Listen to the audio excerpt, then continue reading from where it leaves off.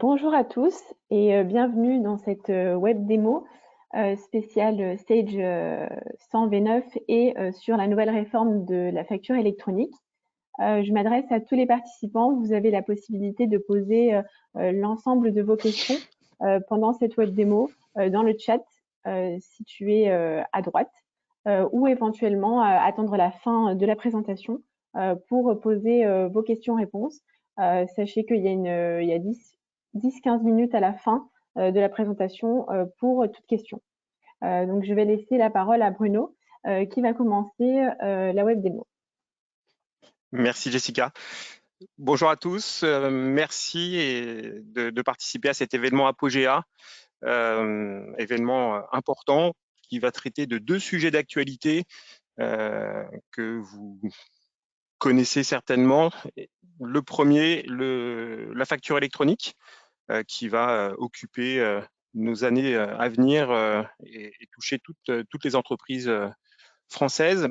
Et évidemment, la nouvelle version de Sage, la Sage 109 V9, qui, comme vous vous en doutez, va avoir un lien avec cette nouvelle réglementation qui va arriver.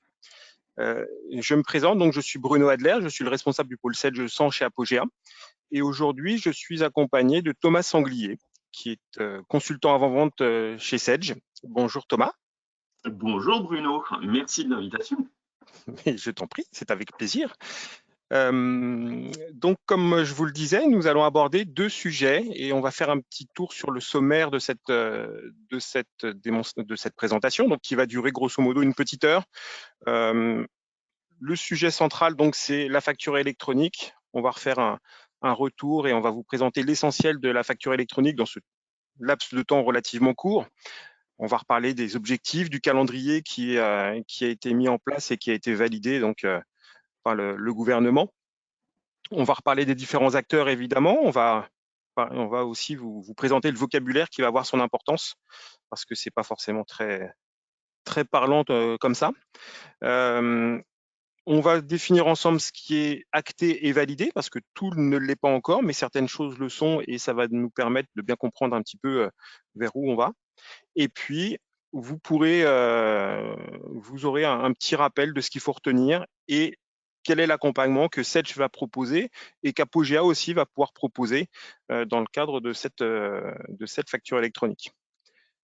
On fera ensuite un point sur les nouveautés des V9 qui vont être un premier pas justement vers la facture électronique.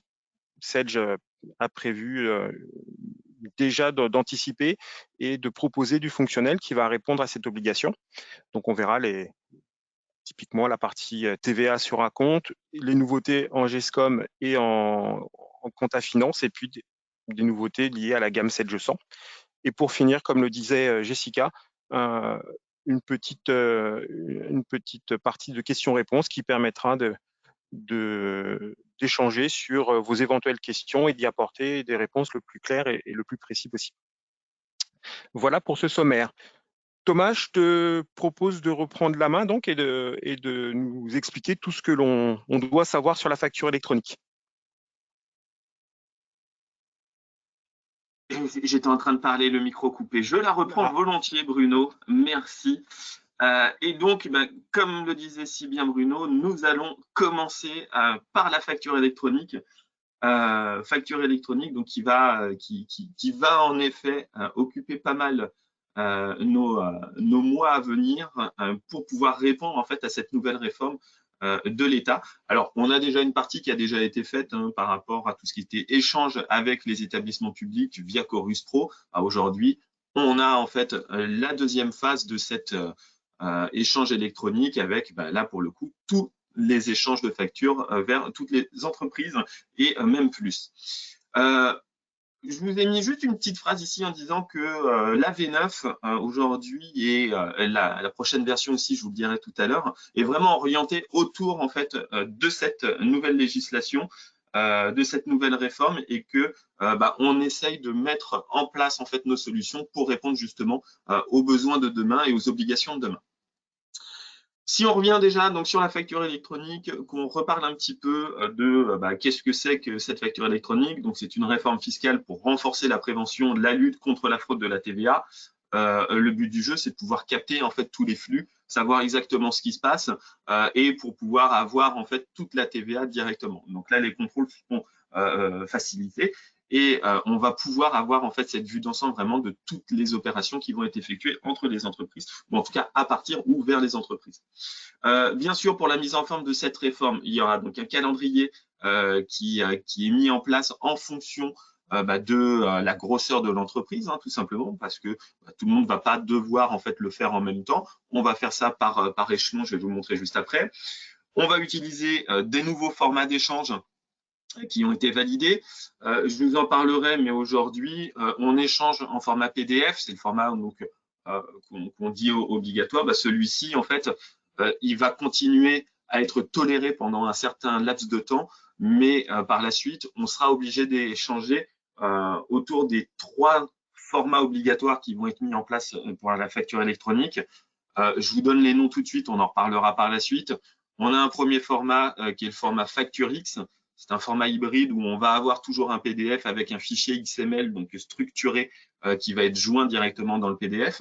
Et on va avoir 2 autres formats à côté qui sont des formats typiquement XML pour le coup, des formats, donc des fichiers de données qui seront donc les formats UNCEFACT C2I et le format UBL. Voilà, donc les 3, c'est FactureX, UNCEFACT C2I et UBL.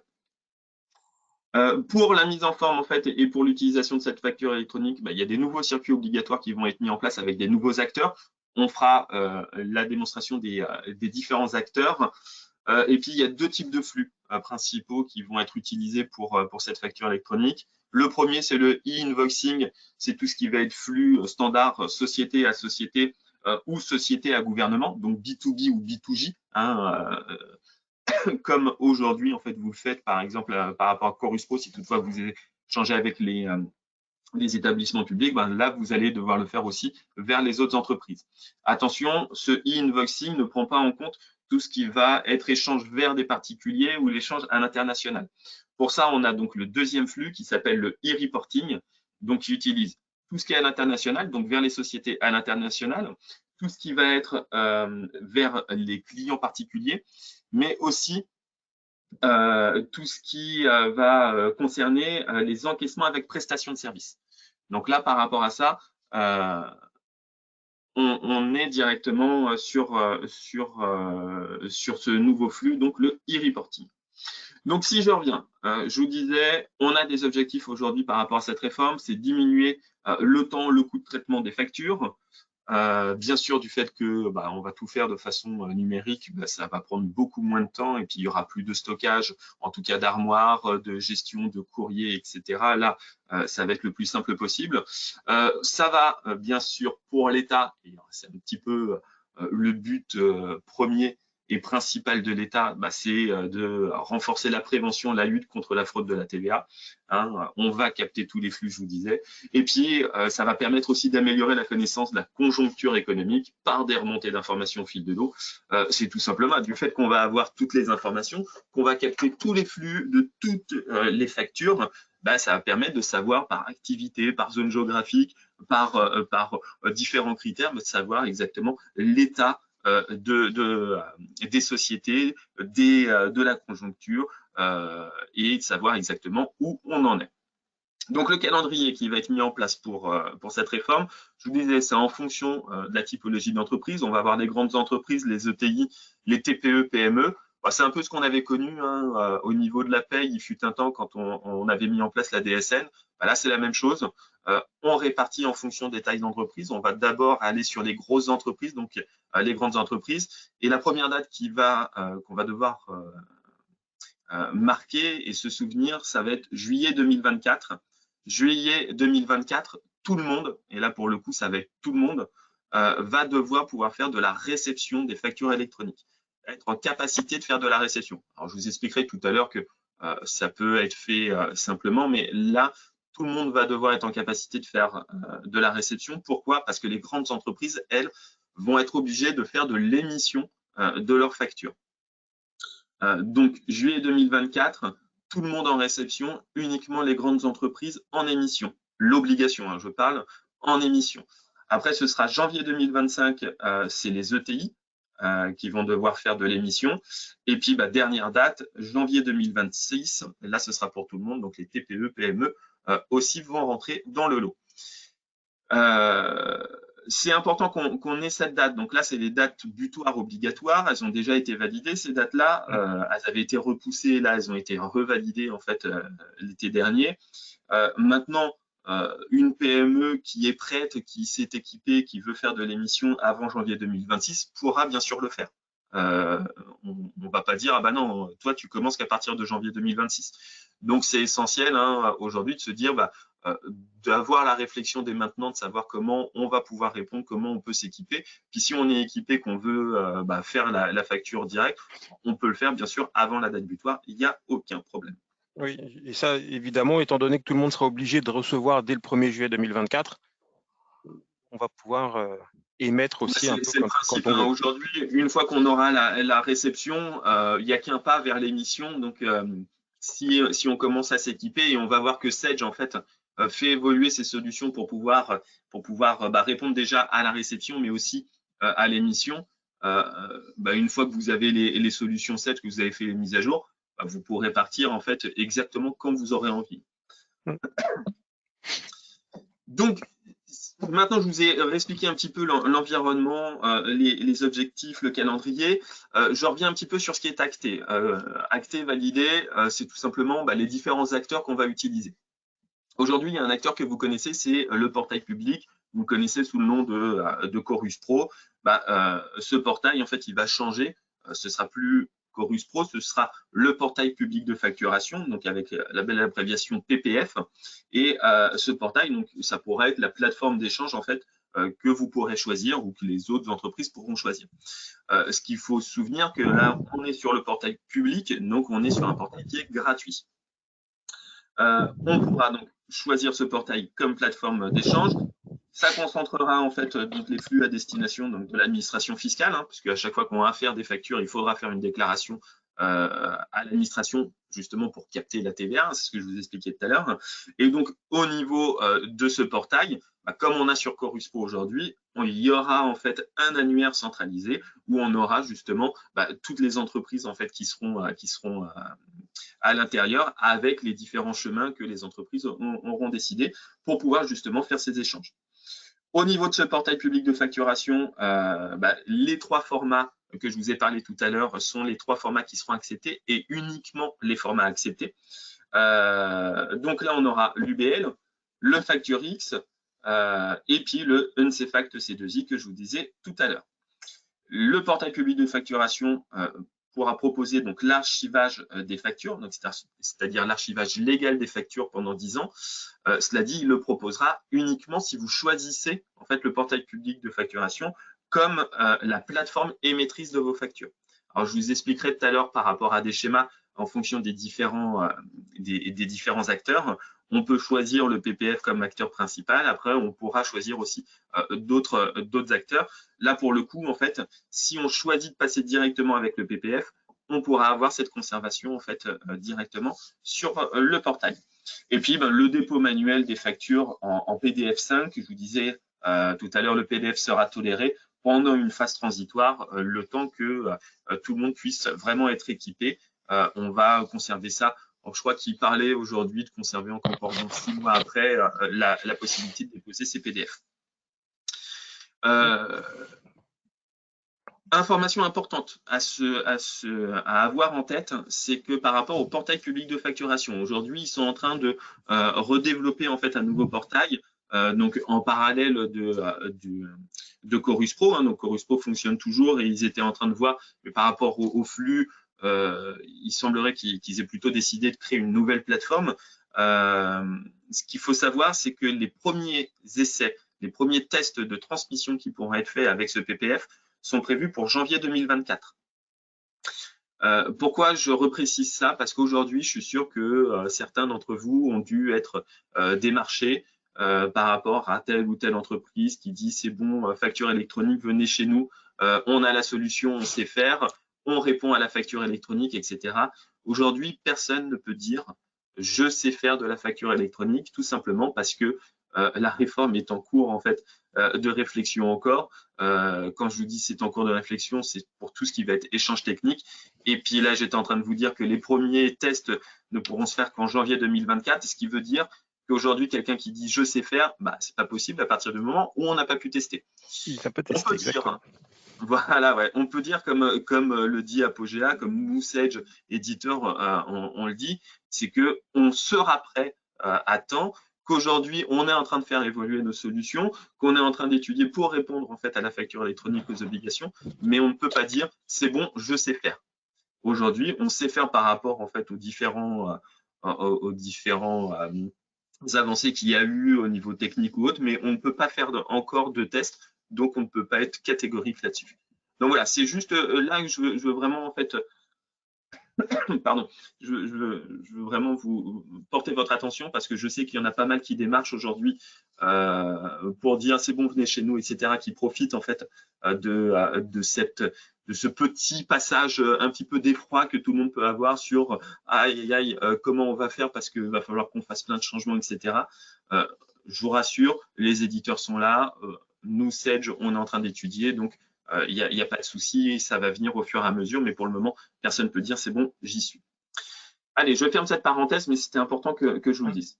Donc là, je vous parlais du portail public de facturation. Le deuxième acteur qui va être utilisé, donc là on est côté public, bah, ça va être les plateformes privées. Sur ces plateformes privées, on va appeler ça en fait les plateformes de dématérialisation partenaires, donc plus communément appelées les PDP. Ces PDP, elles vont assurer toutes les fonctionnalités, bien sûr, prévues par la réforme, c'est-à-dire l'émission, la transmission, les transmissions des factures vers l'administration. Et là, ce sera au travers en fait du PPF. En tout cas, c'est ces plateformes qui vont tout gérer. Maintenant, pour pouvoir être PDP, il va falloir en fait montrer patte blanche et surtout, il y a tout un cahier des charges qui a été mis en place par rapport à la réforme pour pouvoir devenir PDP. C'est-à-dire que le PDP aujourd'hui, elles vont devoir en fait remplir ce cahier des charges et elles vont devoir en fait s'immatriculer. Elles seront immatriculées en fait pendant 3 ans et elles seront auditées régulièrement de façon à savoir en fait si elles répondent toujours en fait aux différentes obligations. À savoir qu'un PDP aujourd'hui prend la responsabilité de la facture. C'est-à-dire qu'à partir du moment où vous avez choisi un PDP, que vous déposez en fait votre facture sur le PDP, c'est la plateforme de dématérialisation partenaire qui prend la charge de la facture et la responsabilité de la facture. Donc, s'il y a des données manquantes, si toutes les déclarations sont pas faites en temps et en heure, c'est le PDP qui en a la charge. Donc là, c'est important. C'est pour ça qu'il y a vraiment un cahier des charges qui est assez complexe, qui est assez complet et qu'il faut que ces PDP soient immatriculés. Donc là, encore une fois, si je fais le rapprochement avec ceux qui vous disent « ouais, c'est bon, moi je sais faire, je fais de la facture électronique », là aujourd'hui, les PDP ne pourront être immatriculés qu'à partir de septembre 2023. Donc personne ne peut dire « c'est bon, moi je fais ». Il y a certaines sociétés aujourd'hui qui se sont positionnées pour devenir PDP. Nous, Sage, par exemple, on réfléchit à devenir PDP à moyen terme. Pour le moment, on n'a pas décidé encore, mais on réfléchit encore à peut-être y passer. Mais voilà, personne ne peut dire, moi, je suis PDP aujourd'hui, je ferai, etc. Tout le monde, certains peuvent dire, je me positionne en tant que PDP, mais les premières immatriculations, c'est septembre 2023. Donc, c'est PDP. J'ai cru comprendre aussi, je te coupe 2 petites secondes, j'ai cru comprendre aussi que vu les obligations que ça implique, certains qui s'étaient positionnés, finalement, font machine arrière parce que… Et tu as très bien compris, il y en a qui ont beaucoup de volonté, mais quand ils arrivent au pied de la montagne, ils se disent « Ah, finalement, la montagne, elle est peut-être un petit peu grande pour moi. C'est ça. Je vais continuer à m'entraîner, puis j'essaierai de la gravir un peu plus tard. » Ouais. J'aime bien faire des comparaisons comme ça, les inventer. C'est bien la montagne. J'adore ça. Ah, et ça nous gagne, à ce qui paraît. Donc oui, c'est PDP. Ça doit garantir l'interopérabilité entre le portail public de facturation et au moins un EPDP, c'est-à-dire les différents échanges qu'il peut y avoir avec les différents acteurs. Donc ils devront respecter en fait les standards de sécurité, bien sûr. Alors, je vous en ai cité certains, mais bien sûr, dans le cahier des charges, il y en a beaucoup plus. ISO 27001, le segment cloud par rapport en fait aux données sur le numérique, et puis RGPD, et puis encore d'autres qui sont là aujourd'hui. Et l'avantage aussi de prendre un PDP, c'est qu'avec ce PDP, on pourra gérer d'autres formats qui sont en dehors du socle minimal, c'est-à-dire des 3 formats que je vous ai cités tout à l'heure. C'est-à-dire que vous avez une solution métier sur laquelle vous ressortez en fait de l'Edifact, par exemple, bah, vous pouvez communiquer avec votre PDP en Edifact, et c'est le PDP qui va transformer en fait votre facture sous le bon format, donc le format des 3 socles, facture X, C2I ou UBL. Donc là, voilà, c'est le gros avantage aujourd'hui. Pourquoi choisir un PDP? Parce que ça va nous apporter en fait des solutions annexes. C'est le PDP qui va gérer en fait le flux derrière. C'est le PDP qui va peut-être vous gérer tout ce qui va être archivage, tout ce qui va être workflow de validation, tout ce qui va être aide à l'imputation, etc. C'est le PDP qui vous fait. Donc là, c'est important de se dire, en effet, moi, qu'est-ce que je fais aujourd'hui dans la société et quelle solution je vais choisir demain. Donc, deuxième solution, donc le deuxième acteur aujourd'hui, le PDP, donc les plateformes de dématérialisation partenaires. Le troisième acteur, ça va être les opérateurs de dématérialisation. C'est quoi les opérateurs de dématérialisation? Donc, ce qu'on appelle aussi les OD, histoire de compliquer un peu avec la compta, hein, on n'est pas sur les opérations diverses, mais là, sur les opérateurs de dématérialisation, c'est tout simplement les éditeurs, hein, c'est votre logiciel. Ils font quoi? En fait, c'est eux qui offrent les services de dématérialisation, c'est-à-dire tout simplement aussi de transport dans un premier temps. C'est-à-dire, on prend de la donnée et on va l'envoyer. Donc, on l'envoie soit au niveau des PDP, soit au niveau du portail public de facturation. Donc, c'est les intermédiaires, hein, justement, entre vous et les différentes plateformes. Donc, ça ne remplace pas les plateformes privées parce que ça ne va pas faire tous les services. Ils ne prennent pas la responsabilité. Hein. Les OD n'ont pas la responsabilité de la facture. La responsabilité, si vous choisissez d'échanger avec directement les portails publics de facturation, ça reste votre responsabilité d'avoir en fait toutes les données. Eux, ça fait vraiment en fait tout ce qui va être intermédiaire, donc tout ce qui va être transport ou dématérialisation en fait de la facture à destination donc de ces différentes plateformes. Donc 3 acteurs, le PPF, le PDP et les OD. Ça va pour toi, Bruno? Tu suis? Très clair. Parfait. Ouais, parce que si je suis pas assez clair, j'ai un super graphique là, un super schéma pour être encore plus clair. Alors, ça peut paraître compliqué quand je le mets comme ça à l'écran. En plus, j'ai mis un fond blanc, c'est pour vous réveiller un petit peu. Ici, je vous explique très simplement un petit peu les différents flux de factures. On va prendre au plus simple avec une facture, l'entreprise C qui va émettre une facture vers l'entreprise D. L'entreprise C, pour pouvoir émettre sa facture, eh ben, va passer par son OD. C'est son OD qui va transmettre. Elle n'a pas choisi en fait de plateforme de démat partenaire. Elle échange directement avec le portail public de facturation. Et ben, grâce à son OD, elle va pouvoir déposer sur le portail public de facturation, sur le PPF. Il y aura la déclaration à l'administration fiscale qui va se faire. Et puis l'entreprise D va pouvoir se connecter pour pouvoir regarder s'il y a des factures disponibles et récupérer directement ces factures grâce à son OD. Donc là, on est en direct avec le PPF. Un petit peu pour plus faire compliqué. un parallèle, je te coupe juste 2 secondes. L'OD, dans ce cadre-là, pour l'entreprise C, ça pourrait être le logiciel de GESCOM Sage. L'OD de ce côté-là, ça peut être le logiciel de GESCOM. Alors, on aura des outils complémentaires pour pouvoir faire ce transfert, mais oui, c'est l'outil de GESCOM avec les outils qu'on aura mis en place. Et ici, sur l'entreprise réceptrice, l'OD, tu l'auras compris, c'est… J'attendais que tu dises la comptabilité, mais tu m'as pas suivi. Ça peut être la compta, mais je suppose que ça peut être la compta, mais ça peut être aussi d'autres outils complémentaires à la compta qui vont venir piocher les factures. Ça peut être d'autres outils qui vont venir piocher les factures, tout à fait. Mais là, c'est voilà, autour de la comptabilité. Pour le moment, on ne parle pas de plateforme, on parle vraiment d'outils qu'on peut avoir, d'outils éditeurs. Donc là, typiquement chez Sage, on peut parler de la comptabilité, on peut parler de l'automatisation avec Sage automatisation comptable, avec voilà, des outils, des maths qu'on utilise aujourd'hui sur la facture. Ça peut être tout simplement ça. Si je fais un peu plus compliqué, j'ai mon entreprise A qui veut échanger avec l'AD. Elle, par contre, l'entreprise A, elle a besoin en fait tout simplement de services complémentaires. Et ben, elle a décidé de passer via une plateforme de dématérialisation partenaire. Elle va aller déposer en fait ces informations sur le PDP. Le PDP va pouvoir en fait aller échanger avec le portail public de facturation. Pourquoi il va échanger? Déjà, pour pouvoir en fait donner toutes les informations pour la déclaration à l'administration fiscale, mais aussi elle va interroger pour savoir par rapport à l'entreprise D, quel est en fait le biais, quel est le routage qu'elle doit faire pour pouvoir envoyer. Bah là, on lui dit c'est directement par nous, donc elle envoie les factures et l'entreprise D pourra récupérer directement sur PPF. Et pour être encore plus complet et le plus complexe possible, c'est l'entreprise A qui va échanger avec l'entreprise B. Bah là, l'entreprise A va, donc le PDP, pardon, va interroger le PPF. Le PPF lui dit, ah bah il y a un autre intermédiaire, c'est le PDP. Donc le PDP va juste faire la déclaration ici pour l'administration fiscale. Et le PDP, qui sera informé, va pouvoir échanger avec le PDP de l'entreprise B, parce que l'entreprise B a choisi un PDP. L'entreprise B va pouvoir, au travers de son PDP, après intégrer en fait la facture grâce à l'OD, donc son opérateur, etc. En tout cas, là, ça va être des jeux d'interrogation, hein, tout simplement, vers les différentes plateformes.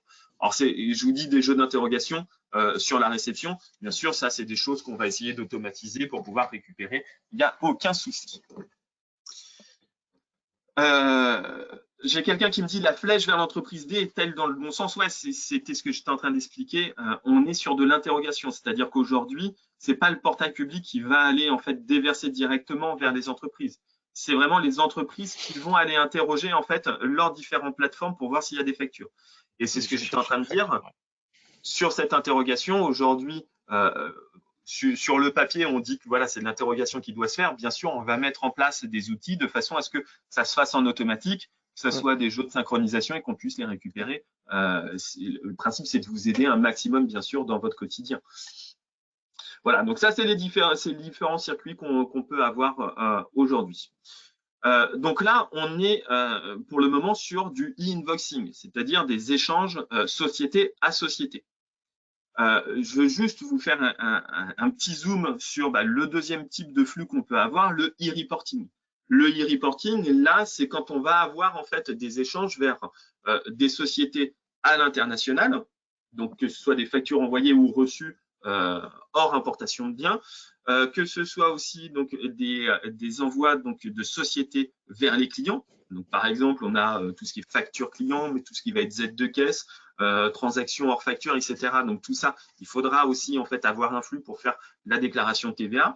Et puis ça va concerner aussi tout ce qui va être facture avec encaissement. Donc facture avec encaissement, c'est généralement les prestations de services dont la TVA est collectée en fait directement à l'encaissement. Donc voilà, donc ça c'est les trois types en fait d'échanges sur lesquels il va falloir utiliser le flux e-reporting. Donc ce flux e-reporting en fait, donc c'est comme le e-invoicing, c'est calé en fait sur la réforme. Il n'y a pas des dates différentes, etc. C'est juste en fonction de vous, de votre activité, des différentes factures, des clients que vous avez, savoir d'un côté on aura du e-invoicing, de l'autre côté on aura des déclarations via du e-reporting à faire. C'est quoi ce flux? C'est un flux qui est dédié donc à chaque transaction. Et c'est surtout, en fait, ça permet de concentrer et de pouvoir, en fait, transmettre l'information en fait, de la facture directement à l'administration fiscale. C'est-à-dire qu'aujourd'hui, vous déclarez votre TVA mensuellement, trimestriellement. Demain, en fait, vous allez le faire pour chaque opération. Et vous avez tout un circuit en fonction du type d'opération que vous allez effectuer et du type de client que vous avez en face. Donc, c'est assez complexe à mettre en place. Bien sûr, on vous aide là-dedans. La réforme, elle est hyper précise. On est encore en train de voir des cas métiers parce que tous les cas métiers aujourd'hui n'ont pas encore été tous tranchés. Donc, on est en train de voir, quand je dis on est, c'est l'État plus les différents acteurs qui rentrent en fait dans la réponse, donc les éditeurs, mais aussi d'autres associations, les experts comptables, etc. Tout le monde travaille ensemble au travers de différentes associations pour pouvoir justement faire avancer cette réforme et la mettre en place le mieux possible. Donc voilà, ce flux de e-reporting, c'est important qu'on ait en tête.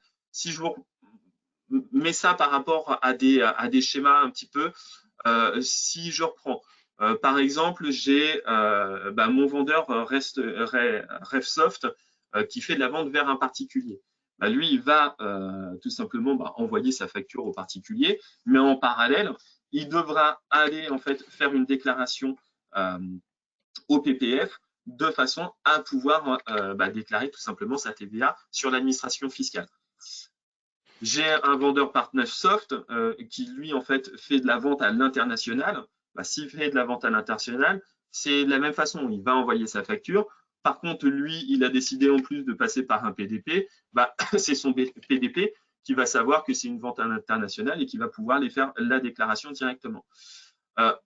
Si on est sur de la prestation de service, bah là c'est pareil, sur la prestation de service, il faudra aller déclarer. Et là, que ce soit en direct au travers du PDP, de toute façon, les différents flux devront passer par l'administration fiscale pour avoir justement en fait cette captation de la TVA. Donc, ce qu'il faut retenir, c'est qu'aujourd'hui, on a deux flux principaux, le e-invoicing, le e-reporting. Le e-invoicing, ça va se faire en fait par défaut avec les envois de factures sur les différents schémas. Et le e-reporting, eh ben, il va falloir vous suivre vos différentes déclarations, différentes TVA pour pouvoir le faire. Alors, je vous rassure, hein, quand on dit suivre, aujourd'hui, vous avez les solutions qui vous permettent de suivre votre TVA. Vous avez des solutions qui vous permettent de savoir quel type de TVA vous avez déclaré et quel type de TVA vous devez en fait déclarer à l'administration. Ça, c'est tout simplement votre comptabilité. La comptabilité, il faut la paramétrer et on saura vous accompagner en fait justement par rapport à ça.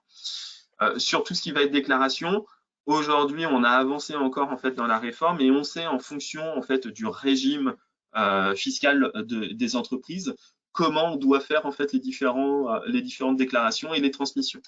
Donc transmission des données en fait, ça va dépendre de quand est-ce que vous déposez tout simplement les titres. Donc là, si vous le faites en mensuel, ça va se passer par période de 10 jours où on aura une déclaration à faire 10 jours après. Si vous êtes en trimestriel, ça va être par fréquence de dépôt mensuel avec la date du 10 du mois suivant comme date butoir. Et puis, voilà, c'est du mensuel avant la date du 10. Là, c'est pour tout ce qui va être données de paiement. Et puis derrière, si vous avez d'autres régimes, il y a encore, pour le coup, donc là, si on est au régime simplifié, au plus tard le 25 ou 30 du mois suivant. Et puis pareil, en fait, pour ce qui va être paiement. Ça, c'est déjà ces informations, vous les aurez, parce qu'Apogea vous fera suivre, mais c'est des informations que vous retrouvez aussi sur le site impôt.gouv. Ça a été déclaré, c'est récupéré, c'est le tableau qui est déclaré aujourd'hui sur impôt.gouv, tout simplement. Allez, moi, je vais faire une petite pause là dans ma présentation, et puis Bruno va jouer avec vous. Exactement. On va faire un petit quiz, le premier de cette matinée, qui va vous permettre de voir si vous avez bien suivi les explications de Thomas et valider un petit peu les acquis. Donc, dans cette liste, deux intrus sont glissés. Donc, cette liste est dédiée au flux e-reporting. Il faudrait identifier quels sont les deux intrus qui n'ont rien à faire parmi cette liste. Donc, on va vous laisser quelques petites secondes pour retrouver ces intrus et puis on vous donnera la solution bien évidemment juste après. Vous pouvez pourquoi pas profiter du chat pour donner la réponse. Je suppose que Thomas, toi, tu les as ces réponses. Je n'en ai aucune idée. J'attends avec impatience que tu nous dises absolument lesquels. Bon, très bien. Tiens, allez, vas-y, on est parti. On y va. Les réponses. Voilà, donc les deux intrus, c'est ce que vient de dire Thomas justement par rapport à la partie e-reporting. L'encaissement en cas de livraison de biens n'est pas concerné par ce e-reporting, de même que l'importation de biens n'est pas soumis au e-reporting. On l'a vu tout à l'heure, hein, c'est des transactions B2B internationales, transactions de B2C, et tout ce qui va être également encaissement en cas de prestation de services. C'est pour ça que les biens ne sont pas concernés, et les acquisitions intracommunautaires. Voilà les réponses à ce premier petit quiz. Merci Bruno. C'est essentiel qu'on ait bien en fait justement les différents flux, quand est-ce qu'on va utiliser ce flux en effet. Je refais juste un petit zoom sur aussi la Facture X. Pourquoi je zoome sur le Facture X? Parce que ça va être le format en fait qu'on va mettre en avant, en tout cas nous qu'on a décidé d'utiliser chez Sage, mais je pense aussi la plupart des éditeurs en France. Pourquoi ce format-là? Parce que c'est un format, je vous disais tout à l'heure, qui est dit hybride, qui est mixte, c'est-à-dire qu'on va avoir en fait notre PDF et imbriqué dans notre PDF avec le petit trombone ici, directement en fichier joint, on aura le fichier XML où on aura toutes les données. Alors, je vous ai mis pas une très bonne résolution, mais c'est juste histoire que vous sachiez vraiment qu'on a le PDF et qu'on a en fait ce fichier XML. Ça va nous permettre, ce format, de pouvoir toujours lire à l'œil nu tout simplement la facture grâce au PDF. Et puis, ça va permettre, grâce au fichier XML, on a un fichier en fait sur lequel on a des balises, qui est structuré, sur lequel on a des données obligatoires, etc. Ces données vont pouvoir être intégrées directement dans les solutions et pourront être traitées directement par les solutions. C'est pour ça qu'on met en avant principalement ce format FactureX.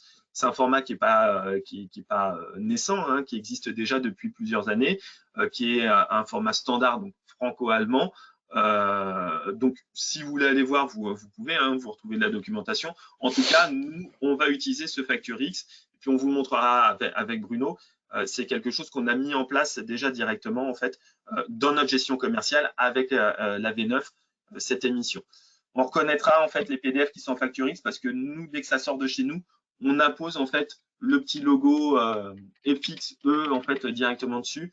Pourquoi le petit E? Parce qu'il y a différents niveaux de format avec le FactureX, avec les données qui vont être accompagnées. Nous, on a pris le niveau maximum, le niveau Extend, où on a vraiment tous les champs qui sont disponibles dans le format qu'on pourra compléter avec nos différentes solutions. Je voulais aussi faire un zoom rapide sur le cycle de vie des factures parce que ça va être indispensable par rapport à vos solutions, c'est savoir où on en est. Et surtout, par rapport à la déclaration de TVA, il va falloir qu'on sache aussi, par exemple, si on est sur l'encaissement, quand on est sur l'encaissement, on va déclarer à l'encaissement. Donc, il faudra qu'on sache par rapport à l'envoi de notre facture des données, quand est-ce qu'on a réellement les différentes informations. Donc, par rapport à ça, en fait, on va avoir des statuts qui vont être obligatoires. Les statuts, ça va être déposé, rejeté, refusé, encaissé. Ça, c'est toute la vie en fait de la transmission de votre facture jusqu'au client, jusqu'au règlement final. Au-delà de ces statuts, pour connaître un petit peu l'avancement et puis pouvoir suivre aussi nos factures, on a des statuts qui sont recommandés. Aujourd'hui, ces statuts, alors, j'ai mis que c'était provisoire parce que elles sont indiquées par rapport au décret, mais elles ne sont pas encore actées réellement dans tous les circuits. Donc, pour le moment, on dit toujours que c'est recommandé de façon à avoir le suivi. Ce qu'on ne sait pas, c'est exactement à quel moment ces statuts vont tomber. Si je prends une facture, moi, je vais la déposer. Elle sera émise, bien sûr, vers la plateforme, reçue par la plateforme. Elle peut être rejetée si tout simplement, parce qu'il va y avoir un contrôle. Est-ce que c'est bien une facture? Est-ce que j'ai toutes les informations obligatoires, etc. Si c'est pas bon, ça peut être rejeté. Si c'est bon, c'est mis à disposition. C'est ce qu'on disait tout à l'heure, c'est mis à disposition par les plateformes. Ça peut être pris en charge en fait par rapport aux clients. Une fois que c'est pris en charge, tout simplement, on peut l'approuver partiellement, on peut l'approuver totalement, on peut la mettre en litige, la mettre en suspens. Si on l'a approuvé partiellement, dans ce cas-là, on va pouvoir aller compléter pour pouvoir la reprendre et puis repartir dessus. En tout cas, une fois qu'on a eu et qu'on a validé, soit on ne l'a pas validé justement, on l'a refusé, soit on va pouvoir aussi directement dire si on le valide, on l'envoie en fait pour paiement. Et là, on aura ce dernier statut donc obligatoire encaissé pour pouvoir faire la déclaration jusqu'à la fin. En tout cas, voilà, ces différents statuts qu'on va avoir et qu'on va pouvoir en fait interroger. Donc, soit on les aura au travers du PPF, soit on les aura aussi au travers du PDP. On ne sait pas exactement encore, c'est pas finalisé, comment en fait ces différents statuts vont être communiqués vers le client, enfin en tout cas vers l'émetteur. En sachant que c'est le même principe que ce que l'on a actuellement avec Chorus. Hein. Donc, pour tous les utilisateurs Chorus qui utilisent SageFacture, vous avez ce suivi des statuts également. Vous savez où en est votre facture, est-ce qu'elle a été reçue, acceptée, refusée, payée, etc. C'est le même principe qui va être repris sur cette… Voilà. Nous, ce qu'on essaye de voir, c'est comment on peut vous faciliter encore le quotidien et c'est récupérer en fait justement ces statuts pour vous les restituer au travers de vos solutions. Si on fait un point, là par rapport à tout ce que j'ai dit sur aujourd'hui, ce qui est rédigé, publié, ce qui est encore en attente, donc on a le décret, l'arrêté, ça c'est bon, ça a été revalidé le 7 octobre. La description fonctionnelle, spécifique, externe, les formats d'échange, invoicing, e-reporting, ça je vous ai expliqué comment ça allait se passer. C'est bon, c'est acté. Présentation des flux, c'est pareil, c'était les schémas que je vous montrais. Les protocoles d'échange EDI et API au PPF, ça, on sait les protocoles. Après, vous verrez que c'est pas parce qu'on sait les protocoles qu'on a exactement en fait au niveau technique tout ce qui va se passer. Mais bon, au niveau du e-reporting, on a enfin acté donc les délais, les fréquences, c'est ce que je vous montrais tout à l'heure au niveau du tableau, et puis l'immatriculation des PDP et obligations associées, ce que je disais, les fameux cahiers des charges avec l'immatriculation en septembre 2023. Et puis on a une FAQ en fait qui vit au niveau du site impôts.gouv, qui a été modifiée bien sûr avec tous les derniers arrêtés qui sont faits, les différentes lois qui repassent, les différents décrets qui sont validés, modificateurs, etc. Tout ça, c'est mis à jour sur le site impôts.gouv. Ce qui est en attente de publication actuellement, nous, pour avancer encore, c'est la finalisation de quelques cas d'usage métier, c'est ce que je vous disais par rapport principalement au e-reporting, par exemple. Je vous ai mis les acomptes. L'évolution donc des données informatiques étendues pour répondre aux cas métiers spécifiques. Donc là, c'est tout ce que je vous disais. C'est par rapport au protocole, c'est par rapport au statut, tout ce qui va être note de ligne, assujetti unique, multicommande, livraison à facturage, payeur, acompte, tout ça. On est encore en train de voir avec l'État. On met des alertes assez régulièrement quand il y a des réunions avec l'État par rapport aux avancées sur mais ces informations-là, il va falloir qu'on ait une donnée de façon à pouvoir savoir comment on fait avancer nous aussi et comment on va faire la déclaration par la suite. Donc tout ça, c'est encore à l'étude, c'est pour ça que je vous le marque. On avance, mais on sera prêt en temps et en heure, parce que l'État de toute façon a mis des dates, mais pour le moment, nous on est là aussi pour mettre des alertes et pour être sûr que tout avance dans le bon sens. Allez, on se fait une autre petite pause avant de finaliser là sur la facture électronique et de passer à la V9. Bruno? Ouais, second petit quiz qui va permettre de valider ce qu'on a vu et de bien comprendre. 4 petites questions qui vont vous permettre de valider vos acquis. Donc, la première, le format FactureX est un format hybride ou mixte? Réponse par oui ou par non. Dans le cadre de cette réforme, seul le PPF accepte le format FactureX. Est-ce que c'est le cas? Et tout ça, ça a été abordé par Thomas juste avant. J'ai pas de logiciel de facturation, je fais mes factures sur Excel. Est-ce que j'ai la possibilité de continuer à faire de la facturation sur Excel? Et puis, un ISV, donc une solution tierce connectable, peut-il également être une PDP, donc une plateforme de dématérialisation? Alors, on ne va pas garder le suspense trop longtemps parce que normalement, on a bien en tête toutes les réponses. C'est ça, c'était tellement clair que voilà, normalement, on devrait pouvoir y répondre facilement. Donc, la FactureX, je l'ai bien dit, hybride, mixte, c'est le but d'avoir une facture PDF lisible à l'œil nu avec ce format XML. Exactement. Le PPF accepte le format FactureX. Dans le cas de cette réforme, seul le PPF accepte. Non, pas que le PPF. Tout le monde, du fait que ça fait partie du socle minimal. Bien sûr, le PPF. Nous, je vous ai dit, on peut émettre directement en PPF. Donc, les PDP peuvent aussi le réceptionner, bien sûr. Sur ce qui est les factures Excel, vous avez compris, aujourd'hui, c'est le fait d'avoir des factures électroniques. Électronique, ça veut dire numérique. Excel, c'est un peu archaïque. Déjà, rien qu'aujourd'hui, on ne devrait pas faire de facture Excel. Bon, si on a toutes les informations obligatoires, c'est bien. Après, il faut suivre en fait sa numérotation, etc. Mais pour le moment, Excel, c'est pas le but. Donc, on va bien sûr vous déconseiller, tout en sachant qu'il y a toujours une petite période de transitoire où il y a des saisies qui vont pouvoir sûrement être possibles au niveau du portail public de facturation. Et puis les ISV, ce qu'on disait, donc ces solutions annexes que vous allez pouvoir attacher en fait à vos comptas, à vos gestions commerciales, etc. Est-ce qu'ils peuvent être PDP? Oui, c'est un petit peu leur raison d'être aujourd'hui, c'est de pouvoir apporter du service complémentaire. Donc, ils sont en train de se positionner. On a dit qu'il y en a certains qui avaient fait un peu marche arrière, mais ils continuent à réfléchir justement par rapport à tout ça. Allez, je continue juste pour finaliser. Je vous prends encore 5 minutes sur la facture électronique, mais réellement pour que vous puissiez réfléchir dès maintenant en fait à tout ce que vous allez devoir mettre en place sur cette facture électronique. Nommer un référent. Donc, si vous êtes là aussi ce matin que vous avez écouté, c'est parce que aussi vous avez besoin de vous informer. Inventorier, moderniser les solutions de gestion comptable de votre entreprise. Donc, c'est le but aussi de notre prise de parole, c'est vous dire que nous, on met en place en fait des solutions pour pouvoir vous aider. Vous, ça va être de voir ce que vous avez aujourd'hui, ce que vous utilisez. Et puis, ça va être organiser aussi votre activité autour de la collecte de TVA. quand on dit ça, c'est tout simplement faire un état des lieux de votre activité et de vos clients. C'est-à-dire que vous avez des clients, quel type de clients vous avez, quel type de flux vous faites, quelles informations vous avez besoin d'avoir. Nous, déjà, au travers de la compta, on va vous aider sur tout ce qui est collecte de TVA, mais derrière, est-ce que vous allez devoir passer par un PDP? Est-ce que vous faites du e-reporting? Est-ce que, voilà, il y a différentes choses en fait qu'il faut penser et on est là pour vous accompagner. Tout en sachant qu'en plus de cette réforme électronique, là, on a une réforme qui arrive au 1er janvier et Bruno vous le remontrera tout à l'heure, qui est la gestion des acomptes. Avec la V9, je vous ai dit qu'on traitait, en fait, on vous aidait dans tout ce qui était gestion de la TVA. Sur la gestion des acomptes, on va vous aider aussi. On a mis tout un circuit pour cette gestion des acomptes.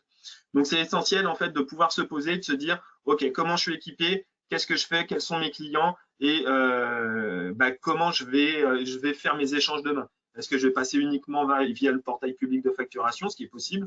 Ou est-ce que je vais avoir besoin aussi d'avoir, en fait, un outil supplémentaire? Est-ce que je dois faire du e-reporting, etc. Donc, tout ça, c'est essentiel aujourd'hui de se dire, voilà, se poser, de se dire comment on fait aujourd'hui et comment je vais pouvoir faire demain et comment il va falloir modifier un petit peu mon organisation interne pour répondre à ces nouveaux usages.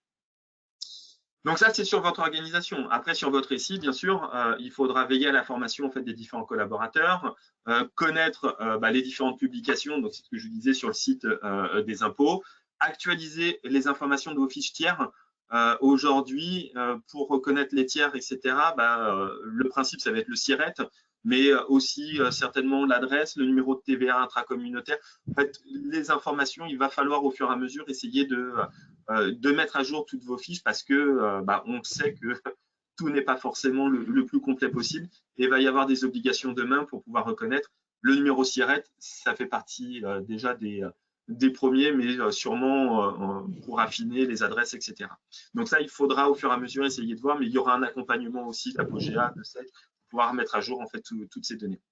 Veiller à la bonne application donc, des mentions légales sur les factures. Donc ça, c'est obligatoire. Et demain, du fait qu'il y aura un contrôle permanent en fait sur les factures, il faudra bien sûr que tout soit bien aux normes. Organiser les flux de gestion donc des achats selon la nature des factures d'achat, frais généraux, achats de stock, et puis favoriser l'automatisation de l'enregistrement de ces factures. C'est ce que vous avez peut-être commencé à faire aujourd'hui. C'est ce que vous pouvez faire dès aujourd'hui pour préparer le demain la facture électronique. C'est avoir des outils d'automatisation, de dématérialisation en fait, de vos factures fournisseurs aujourd'hui qui vont vous permettre justement de pouvoir en fait réceptionner les factures, traiter les factures et vous proposer jusqu'à l'imputation, jusqu'à la déclaration de TVA. Ça, nous, aujourd'hui, on a un outil qui s'appelle Sage Automatisation Comptable qui est lié à la comptabilité qui nous permet de faire cette interface. Je prends une minute pour vous montrer justement, parce qu'on vous parlait de tout ça, et ce à quoi ça pourrait ressembler un petit peu demain et qu'on a déjà commencé à préparer pour le moment. Je vais partir sur ma gestion commerciale. J'ai pris ma gestion commerciale Sage, on l'a fait évoluer en gamme V9. Maintenant, quand on est sur une facture, quand on va imprimer une facture, on ne va pas forcément l'imprimer qu'en PDF. Moi, je vais aller imprimer ma facture et je vais l'imprimer avec mon fameux format Facture X. C'est-à-dire que je vais pouvoir avoir cette facture avec les données à l'intérieur. Si j'imprime ma facture, hop, j'y vais, je l'imprime en PDF pour le coup pour pouvoir la traiter derrière. Je vais marquer Web Apogea pour pouvoir la reconnaître. J'enregistre ma facture, je l'ai en format Facture X. OK, ça, c'est le côté, j'ai fait en fait l'émission de ma facture, je l'ai. Après, on aura tout ce qui est émission, envoi PPF, etc. Qui va prendre en charge. Le client derrière, vous êtes client, vous avez en fait, alors c'est pas la comptabilité, mais vous avez votre outil Sage Automatisation Comptable, donc c'est l'outil que je vous parlais qui va nous permettre de pouvoir récupérer les factures, traiter les factures, etc. Quand je suis à l'intérieur, je vais tout simplement réceptionner ma facture au format Facture X et par rapport à ce format Facture X, quand je vais aller rajouter, je vais me mettre sur ma société, quand je vais me rajouter en fait ma facture, tout simplement ici, dis donc je parle, il n'aime pas que je parle, en fait, tout d'un coup, il est lent et il ne veut pas me switcher. C'est pas grave, c'est bon, j'y suis. Là, je vais aller chercher ma facture, je vais aller sélectionner, donc pour le coup, moi j'ai mes factures ici. La facture Apogea que j'avais pris, elle est bien là. c'est bien une facture avec le petit logo sur le FactureX. Ben, je charge cette facture. J'ai ma souris qui a disparu. Je l'envoie en fait sur ma solution et là tout de suite la solution va savoir en fait reconnaître et dire OK, c'est du FactureX, je l'intègre, j'ai toutes les données, c'est déjà intégré. Vous avez vu, c'est très rapide du fait que tout est structuré. Je vais rafraîchir puis je vais retrouver ma facture directement dans mes documents en traitement. C'est pour vous montrer qu'aujourd'hui on a déjà préparé le terrain, on est déjà en fait avec l'émission sur le bon format et en réception de l'autre côté. On sait déjà en fait réceptionner, on a notre facture. Et ben notre facture, du fait qu'on avait le fichier XML, il a pu me compléter en fait tous les champs pour pouvoir traiter directement la facture. J'arrive ici, j'ai ma facture d'un côté et j'ai tous mes champs en fait qui sont complétés avec les dates, avec les numéros de facture, etc. Et demain, on ira encore plus loin. Pour l'instant, c'est un premier jet qui a été fait. On sait traiter les factures. Demain, on ira chercher des champs complémentaires pour pouvoir nous aider et aller automatiser un maximum en fait les différentes écritures. Donc, c'est pour vous dire, on commence à préparer le terrain, on est là, on sait répondre déjà à un premier jet en fait de cette facture électronique et que si vous voulez commencer à vous équiper, vous pouvez. C'est déjà un grand pas que vous allez faire vers la facture électronique et vers la réponse à la réforme. Juste pour vous montrer, là je vous parlais du V9, c'est ce que je vous ai montré sur ces factures en fait en facture X, donc en émission, en réception. Donc c'est principalement le premier jet qu'on a fait pour répondre à la facture électronique. Comment Sedge, et j'ai vu qu'il y a eu des questions, mais qu'est-ce que Sedge en fait va proposer? Ben, on va avoir une nouvelle version, version 10 qui arrivera en fait vers l'été prochain, un peu avant l'été, où là justement on va pouvoir avoir ce lien avec en fait la nouvelle plateforme. Donc, c'est-à-dire en émission, on va créer ce lien pour que ça se passe directement à partir de notre version. La facture électronique en PPF via le portail de facturation. On fera bien sûr les émissions réception du fait qu'on aura en fait cette comptabilité avec le portail et on va commencer à traiter tout ce qui va être invoicing, e-reporting, c'est-à-dire savoir en fait reconnaître les différents flux qui vont être émis. Pour continuer, on mettra une version avec des ajustements éventuels, bien sûr, avec tout ce qu'on aura vu, et puis les différentes modifications qui vont être faites au niveau de l'État. Au niveau de Sedge automatisation comptable que je viens de vous montrer, on va mettre un module complémentaire de réception donc qui est en cours de réflexion aujourd'hui pour pouvoir traiter. Et puis, à terme, tout simplement, au 1er juillet, on commencera la facture électronique et vous pourrez faire en fait les différents échanges directement avec Sedge, que ce soit en émission, en réception. Nous, on aura nos outils qui seront prêts pour pouvoir le faire. Ça, c'est pour vous rassurer. On est déjà en train d'étudier. On suit au fur et à mesure en fait, les différentes avancées de la loi et de la réforme. Donc, le premier pas est fait. On fait une transition en douceur actuellement, c'est-à-dire qu'on avance au fur et à mesure en fonction de ce qui a été validé, de ce qu'on peut mettre en place, parce qu'on ne va pas tout faire pour tout redémonter, pour tout refaire. Donc, on avance au fur et à mesure par rapport à ce qui est mis et on aura de toute façon un accompagnement qui sera fait par rapport aux différentes obligations que vous allez avoir, par rapport à la complétude de vos tiers, etc. On va vous accompagner. On accompagne Apogea, qui Apogea vous accompagne. Tout le monde vous accompagnera, on est là pour ça. C'est le principe et c'est aussi pour ça qu'on est là avec Bruno ce matin. Donc, on sera prêt de toute façon pour répondre à partir du 1er juillet 2024. Et si vous avez besoin d'informations, Apogea met régulièrement des informations sur LinkedIn, sur son site, nous aussi sur les sites. Il y a pas mal d'informations qui sont disponibles, donc il ne faut surtout pas hésiter à aller vous renseigner sur nos différents sites. Et là, je suis en train de me rendre compte et j'en suis vraiment désolé qu'on a pris beaucoup de temps.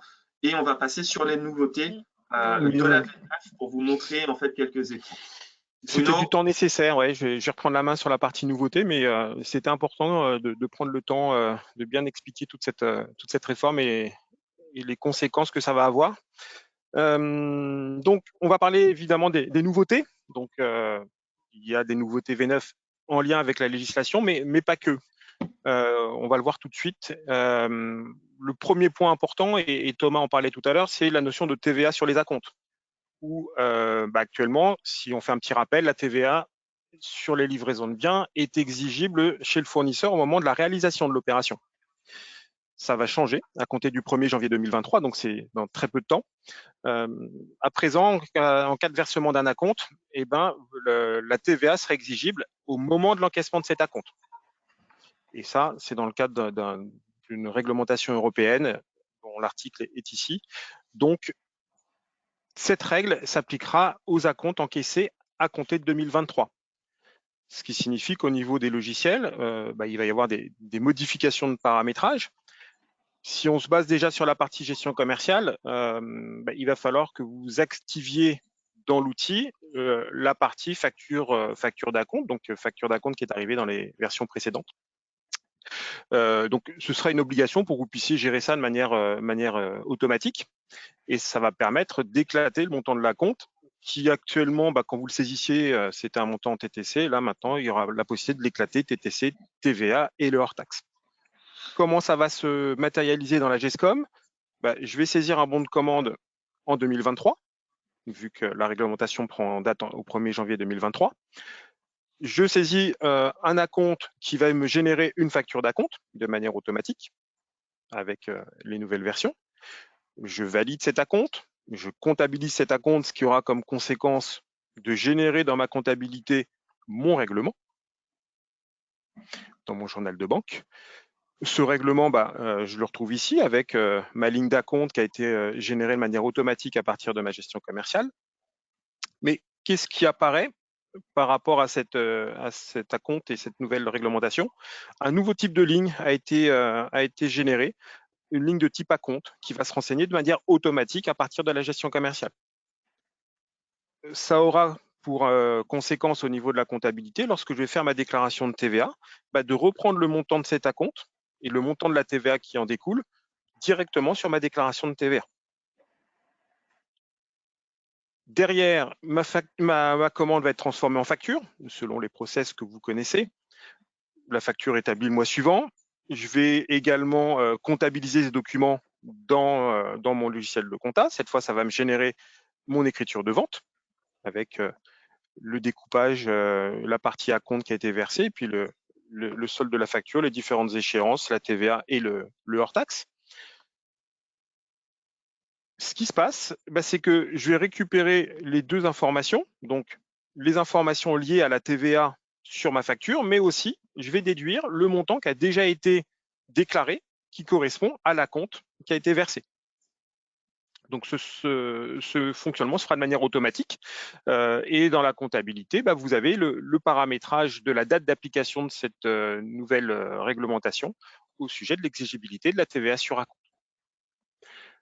Si on n'a pas donc de gestion commerciale pour l'envoi de ces factures et des acomptes en comptabilité, je vais devoir saisir moi-même un règlement directement dans mon journal de trésorerie, donc ce fameux acompte. Et puis, je vais devoir renseigner le registre de taxes moi-même en indiquant qu'on est sur un registre de taxes de type acompte pour que le système sache que je dois déjà déclarer une partie de la TVA de ma facture finale. Le principe sera le même. Cette information remontera également sur la déclaration de TVA de la même façon. Et puis, lorsque je vais saisir ma facture finale, que je vais comptabiliser ma facture dans mon journal de vente, que je vais ensuite faire mon règlement avec un prélettrage qui aura été fait au préalable et un lettrage final. Sur cette écriture, je vais retrouver aussi mon registre de taxes qui va reprendre les deux informations, le montant global de ma taxe moins l'acompte qui aura été versé, donc la TVA qui sera déduite de manière automatique également. C'était hyper clair, Bruno. Et quand on vous dit qu'on vous accompagne vraiment sur la gestion de la TVA aujourd'hui, je crois que vous pouvez pas, on ne peut pas mieux illustrer l'accompagnement de la déclaration de TVA que justement cette nouvelle réforme par rapport aux acomptes. On est vraiment avec vous par rapport à ça. Super. Je te laisse continuer dans ce cas-là. Bien sûr. Voilà, donc là, on est sur la déclaration. Au niveau de la déclaration qui va permettre donc de faire une déclaration juste et automatique auprès de l'administration. Super. On va aborder un petit peu les nouveautés liées à la gestion commerciale. Alors, on va voir qu'il y en a quand même quelques-unes qui viennent compléter donc cette facture X dont on parlait tout à l'heure. Une nouveauté assez intéressante qui va être la mise en forme des lignes de documents. Cette mise en forme va être conditionnel, hein, l'utilisateur ne sera pas forcément obligé de l'appliquer, mais vous allez pouvoir visualiser maintenant sur un document, que ce soit un devis, une commande ou autre, à la saisie, les sous-totaux vont apparaître en gras, vont être en décalé, vous allez pouvoir saisir du texte qui va apparaître en italique. La saisie de nomenclature sera beaucoup plus visuelle également et vous aurez des petits décalés pour que vous puissiez bien voir quel est le composant, quel est le composé. Et puis à l'impression, vous aurez la main pour indiquer que vous souhaitez reproduire cette mise en forme ou bien conserver l'impression initiale que vous avez sur vos documents. Donc ça permet d'avoir une présentation beaucoup plus affinée, beaucoup plus juste et qui correspond à des demandes assez récurrentes de nos clients. De même, Sage a rajouté en pied de document le total TTC de la facture. Donc vous aurez dorénavant un total hors taxe, comme vous pouviez l'avoir à présent, mais aussi le total TTC, ce qui peut être une information importante pour contrôler que je n'ai pas oublié d'appliquer la TVA sur mon document, que je suis bien sur la bonne catégorie comptable. Ça me permet visuellement d'avoir tout de suite une information et un moyen de contrôle direct. L'annulation a été aussi facilitée lorsqu'on a validé sa facture. Ça aussi, ça a été des demandes assez courantes. J'ai validé ma facture un peu trop tôt. Finalement, faut que je l'annule pour en refaire une. Sage a mis en place un processus qui va me simplifier cette annulation et me permettre de régénérer une autre facture de manière beaucoup plus simple et beaucoup plus rapide. Là aussi, dans le cadre de la saisie des acomptes, on va avoir une alerte à présent pour vous permettre de choisir la souche sur laquelle vous souhaitez imputer votre facture d'acompte. Ce n'était pas le cas dans les versions précédentes. Là, maintenant, vous aurez une alerte et vous pourrez valider cette sélection. Un point important aussi, dans les listes de clients fournisseurs, vous allez retrouver maintenant à l'écran les encours de clients et les encours fournisseurs. Voilà, Thomas, s'il te plaît, merci. Voilà, vous allez avoir dans la liste de vos clients, par exemple, ici, votre solde comptable, le portefeuille des bons de livraison et des factures pour ces clients, le portefeuille des commandes et des préparations de livraison. Et donc, de cette façon-là, vous aurez un aperçu de la situation de votre compte sans être obligé d'aller faire des interrogations à droite à gauche. Vous pouvez même avoir le code risque que vous ajoutez dans cette liste, ce qui vous permet d'avoir visuellement directement à l'écran ces informations qui sont également exportables par un simple copier-coller directement sur Excel pour le retraiter si besoin était. Et puis le dernier point, l'impression des conditions générales de vente. À présent, vous pouvez également les éditer en langue étrangère. On avait le format en langue française. Sage a prévu une version pour éditer en langue étrangère ces mêmes conditions générales de vente. D'autres améliorations ont été prises en compte et améliorations qui ont été faites directement par les utilisateurs sur le Sage Customer Voice. Encore une fois, on insiste beaucoup sur ce point-là parce que Sage prend vraiment une importance toute particulière aux suggestions faites par les utilisateurs. Ces 4 points en sont la preuve. Donc, la facture validée, vous avez maintenant la possibilité de modifier, dans le cadre d'une entrée en stock, le prix de revient. Ce n'était pas le cas. Là, la facture, bien qu'elle soit validée, vous pourrez modifier le prix de revient. Lorsque vous allez imprimer des documents, vous pourrez faire apparaître les mentions liées à la centrale d'achat dans le cadre d'un client qui fait partie d'une centrale avec des tarifications particulières, etc. Ces informations pourraient être reprises sur l'édition des documents. Les imports paramétrables ont aussi également été améliorés, où on a maintenant beaucoup plus de possibilités d'importation. Vous avez des champs qui ont été ajoutés au niveau de l'inventaire. La souche de documents maintenant est paramétrable et on va pouvoir l'indiquer. On va pouvoir intégrer des notions de date de péremption, de fabrication au niveau des lignes d'articles qui sont suivies par lot.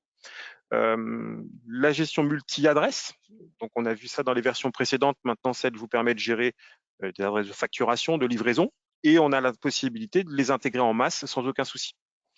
Et puis le dernier point en lien avec la partie GPAO, vous pouvez donc afficher la colonne date d'avancement au niveau des commandes, ce qui peut là aussi avoir une importance pour un suivi beaucoup plus poussé. Au niveau de la compta et de la finance, vous allez bien évidemment disposer d'améliorations également. un envoi mail multidestinataire. Donc, cette possibilité était valable au niveau de la gestion commerciale. Lorsque vous éditiez une facture, vous pouviez l'envoyer à plusieurs destinataires. Le système est repris au niveau de la comptabilité. J'ai une lettre de relance à faire, j'ai un extrait de compte à envoyer. Le système vous permettra de faire cet envoi par mail automatiquement à plusieurs contacts de la société. Pour une question aussi de facilité, pour éviter autant que possible les risques d'erreur au moment de la création des à nouveaux et des nouveaux exercices, Sage a séparé ces deux fonctionnalités. Donc, vous aurez une partie vous permettant de créer vos exercices et de gérer vos exercices, archiver le plus ancien, créer mon nouvel exercice. Et la gestion des reports à nouveau sera prévue dans un autre menu afin de ne pas générer par inadvertance les à nouveau alors que ce n'était pas nécessaire. Au niveau des affichages, vous allez aussi retrouver des informations complémentaires au niveau des listes de tiers, au niveau des listes de comptes généraux. Visuellement, vous aurez directement à l'écran les soldes, débits, crédits, les soldes signés de vos comptes clients, fournisseurs, de vos comptes généraux, le tout en temps réel. Un petit bouton calculer vous permettra d'actualiser éventuellement les soldes si des saisies ont été faites entre-temps, mais ce qui vous permet d'avoir une balance interactive et avoir là aussi une vision directe de vos comptes sans être obligé de sortir un état. De même, il est possible maintenant d'avoir un solde progressif en interrogation de compte tiers. Ce solde progressif, vous ne pouviez l'avoir qu'en éditant un grand livre ou en sortant un justificatif de solde. Là, vous l'aurez directement à l'écran. On est dans une fenêtre d'interrogation de compte fournisseur et je vois quel est le solde progressif de mon compte dans ma comptabilité et que je peux actualiser également avec le bouton calculer qu'on va retrouver tout en haut. Voilà pour cette partie affichage. Un point aussi important au niveau de la TVS, donc TVS supprimée depuis le 1er janvier 2022. Elle a tout de même été remplacée par 2 nouvelles taxes annuelles sur les véhicules de tourisme affectés à des fins économiques. Et ces taxes reprennent les barèmes de l'ancienne TVS. Donc, vous allez avoir donc 2 taxes, la taxe annuelle sur les émissions de CO2 et la taxe annuelle sur les émissions de polluants atmosphériques. Et ces 2 éditions seront disponibles, bien évidemment, au niveau des immobilisations et vous pourrez sortir ces états préparatoires que vous avez à l'écran. Voilà pour cette partie immobilisation. Et puis, si on fait un petit point sur les nouveautés de la gamme Sage 100 de manière globale, l'identité visuelle, comme vous l'avez remarqué, a été changée. Donc, on est sur une identité visuelle 2022 avec des couleurs, des icônes, des logos qui ont été revus. Un point important, quels que soient les modules que vous utilisez sur Sage, tout élément mis en sommeil maintenant ne sera plus proposé en saisie. Donc, ça évitera d'avoir des listes polluées de tout un tas d'éléments que l'on ne peut pas supprimer parce que des historiques sont présents, etc. Ces éléments seront automatiquement masqués. De même, au niveau des aperçus avant impression, vous avez à présent la possibilité de faire un précédent suivant, d'aller sur la dernière page, la première page, zoomer et de naviguer quel que soit le positionnement sur le document. Donc, je peux zoomer, je peux passer à la page suivante tout en zoomant. Donc, une navigation au niveau des aperçus qui a été simplifiée. Et puis, un point aussi important, au niveau des archives, Sage a automatisé la structuration de la base d'archives qui sera générée. Actuellement, en comptabilité, si vous faites l'archivage de votre année 2018, le fichier généré s'appelle DOS 18 et ça vous crée une base de données. Ça peut être compliqué quand on a plusieurs sociétés. Là maintenant, Sage a fait en sorte de stocker le nom de la base, l'année archivée, le fait que ça soit une base d'archives et le logiciel qui a généré cette archive. Ce qui nous permet, et la version même du logiciel qui a produit cette archive, ce qui nous permet, en cas d'évolution future, de mise à jour, de maintenance, etc., de retrouver beaucoup plus facilement à quoi correspond cette base et de pouvoir éviter de rechercher à quelle société est rattachée cette archive. Dernier petit point anecdotique, la suppression du lien Skype. Ce lien, si vous l'utilisiez, n'est plus disponible au niveau des tiers. L'adresse Skype n'est plus dorénavant dans les applications Sage. Eh ben, merci Bruno pour toutes ces nouveautés et ces explications hyper claires et précises que tu as pu en donner. On passe sur la dernière partie. On est désolé, on a dépassé un petit peu notre temps, mais on a quand même ça valait le coup. Pardon? Je dis ça valait le coup de dépasser un petit peu de temps parce que je pense que c'est des... J'espère que ça valait le coup. En tout cas, voilà, moi, j'étais vraiment des actualités importantes. Tout ça. Donc, j'ai vu qu'il y avait pas mal de questions sur le chat. Alors, on a répondu, hein, je survolais, on a répondu à pas mal de questions au fur et à mesure qu'on a avancé. Et puis, on a des questions aussi. Alors, bien sûr, la présentation, je suppose que vous allez la communiquer en fait aux différents participants. Elle sera disponible sur notre chaîne YouTube, donc elle va être là d'ici la fin de journée. Elle sera disponible et accessible à tout le monde sur notre chaîne YouTube Apogea. Voilà. Après, on a répondu principalement aux différentes questions. Okay. On a encore des questions par rapport à du spécifique sur du e-reporting, mais ça, vous l'avez compris, hein, le e-reporting, c'est vraiment des cas métiers et chaque cas va être différent. Sur le site impôt.gouv, en fait, il y a un document qui fait presque 400 pages qui est disponible justement pour répondre à ces différents cas avec les différents flux. Donc là, on pourra échanger avec vous spécifiquement pour voir en effet comment on va répondre, tout en sachant que ça avance au fur et à mesure et puis que les outils vont pouvoir vous accompagner de toute façon dans ces déclarations, quand est-ce qu'il faut le faire, etc. Alors, et puis surtout, c'est que si vous avez des questions, si vous avez besoin d'accompagnement, bien évidemment, Apogea est là pour vous aider, pour vous donner de l'information, pour vous accompagner dans toutes ces réformes. N'hésitez pas de vous rapprocher de votre chargé de compte qui pourra vous proposer, dans le cadre de packs d'accompagnement, notre assistance. Vous pouvez vous rapprocher également de votre consultant préféré si vous êtes suivi par un consultant attitré, afin qu'on puisse vous présenter ces différents packs d'accompagnement qui sont là pour vous aider, pour vous permettre d'anticiper ces réformes, que ce soit d'un point de vue technique, fonctionnel, légal, etc. On est bien évidemment là pour vous aider. J'ai une question à laquelle j'aimerais répondre qui me parlait de cette automatisation comptable justement qui permettait de récupérer les factures au format facture X. Et la question, on demandait si c'était compris justement dans le socle ou si c'était des modules complémentaires. Aujourd'hui, ceux qui sont équipés de cette automatisation comptable ont cette possibilité. Hein, c'est une fonctionnalité complémentaire, c'est pas une option ou autre. Aujourd'hui, on peut traiter au travers de cette automatisation comptable des factures qui arrivent en facture X ou des factures qui arrivent en PDF simple. C'est l'outil qui va reconnaître, qui va regarder si on est en facture X, qui va le traiter, donc le fichier XML. Si ce n'est pas de la facture X, ça va lancer l'ossérisation.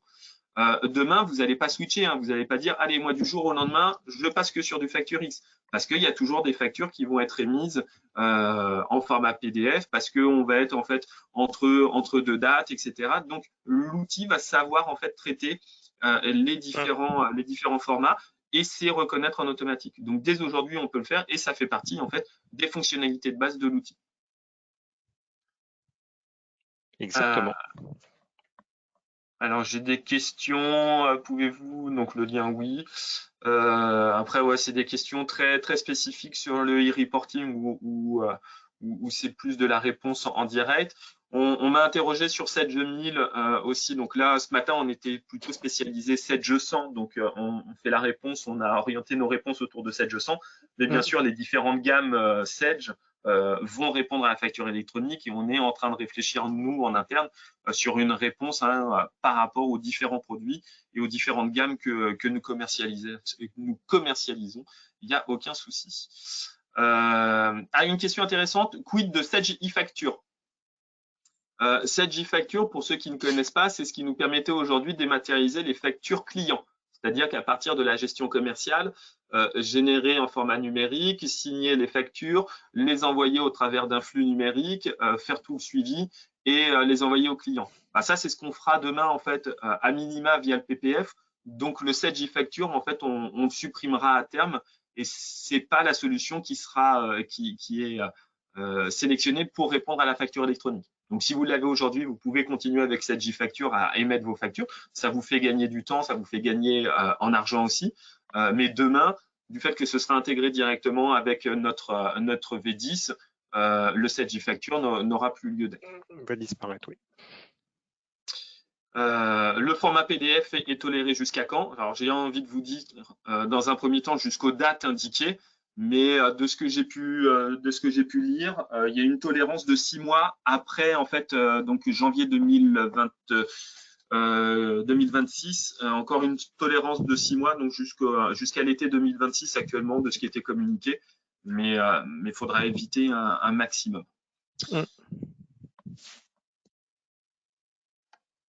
Alors, une question pour toi. Y a-t-il un intervenant d'Apogea pour mettre en place la version 10 et la facture électronique? Et j'ai eu même la question sur la version 9. Alors, un intervenant Apogea pour le déploiement des solutions? Ouais, c'est-à-dire quand est-ce que, là sur la V9, c'était quand est-ce que on peut mettre en place la V9? Alors, dès à présent, les V9 sont sorties déjà maintenant, ça va faire 1 mois et demi, 2 mois à peu près. Elles ont été validées, testées de notre côté. Bien évidemment, Sage avait fait la même chose en amont, mais on commence déjà à déployer ces solutions en V9. Et toutes nos prochaines interventions sont dans le cadre de déploiement de version 9 de Sage. Les V10, ça va être un petit peu plus tard, comme tu le disais, c'est plutôt durant l'été 2023 qu'elles seront disponibles et à partir de ces dates-là, on pourra envisager les versions 10 également. Super. Bien sûr, vous ne les laissez pas tout seuls, vos clients, vous les accompagnez. Exactement. D'autant plus que dans le cadre de ces mises à jour en V9, on propose déjà ces fameux accompagnements pour enrichir les bases de données tiers, pour mettre à jour, pourquoi pas, les mentions sur les factures qui seraient manquantes par rapport aux obligations que la loi impose. Voilà, il y a tout un tas d'accompagnement qui sera fait lors de ces interventions. Et donc, je reste avec ces versionning, avec ces montées, enfin ces migrations vers ces mises à jour. On dit aussi, voilà, nous sommes en version 7 Sage, devrons-nous mettre à jour nos versions?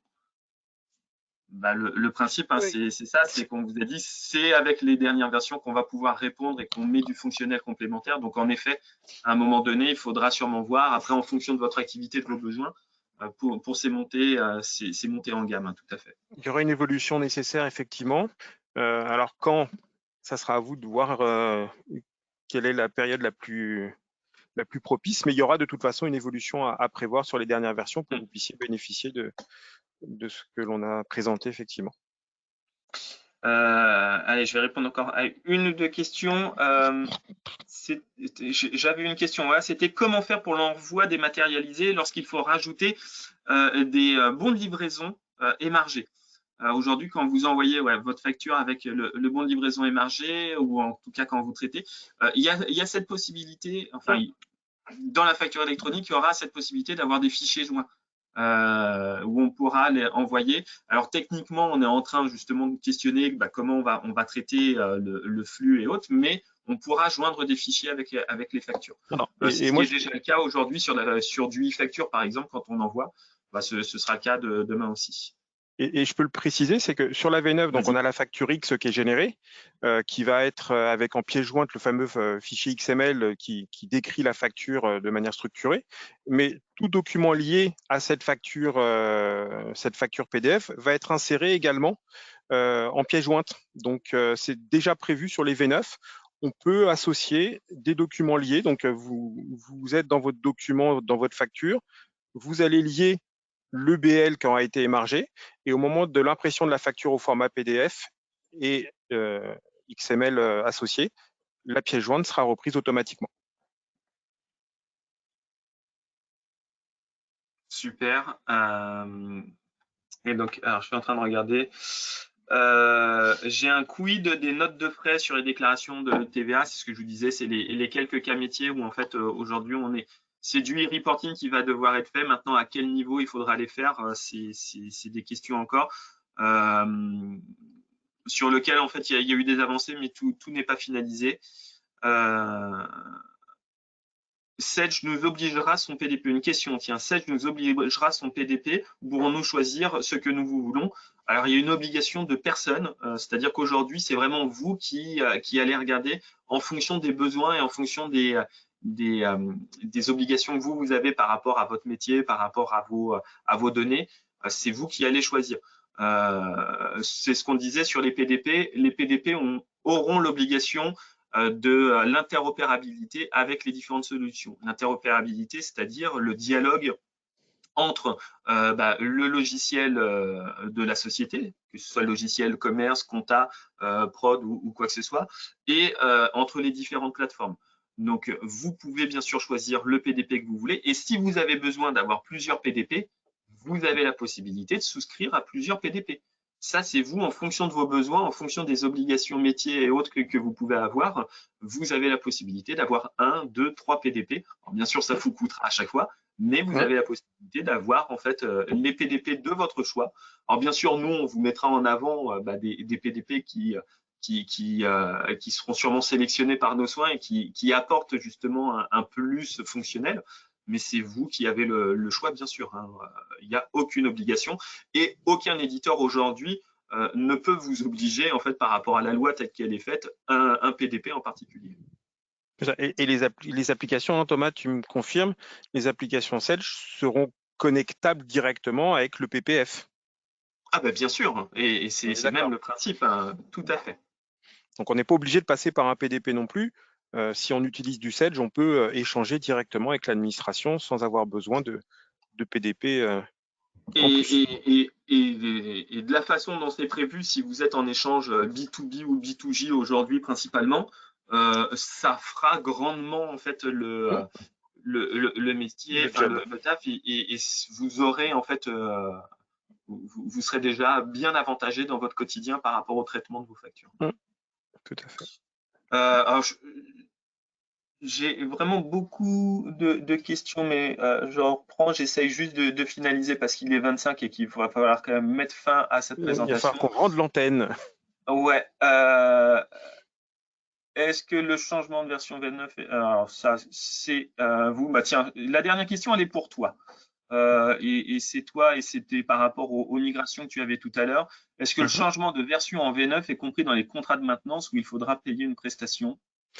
Alors, ce qui est prévu dans le contrat de maintenance, c'est la mise à disposition des dernières versions. Si nous devons intervenir dans le cadre du déploiement de cette nouvelle version, vous aurez une facturation de la prestation d'installation, de mise à jour, de formation aux nouveautés, d'accompagnement, etc. La facturation est liée uniquement à la prestation qu'Apogea ferait. Il n'y aura pas de coût supplémentaire lié à la licence qui passerait d'une V6 par exemple à une V9. Donc le coût, c'est vraiment l'intervention du consultant qui va faire techniquement la mise à jour et vous former aux nouveautés, vous accompagner sur cette nouvelle version. Donc il n'y a pas de coût supplémentaire, c'est vraiment que l'intervention, comme à l'habitude. Eh bien super. On va s'arrêter là.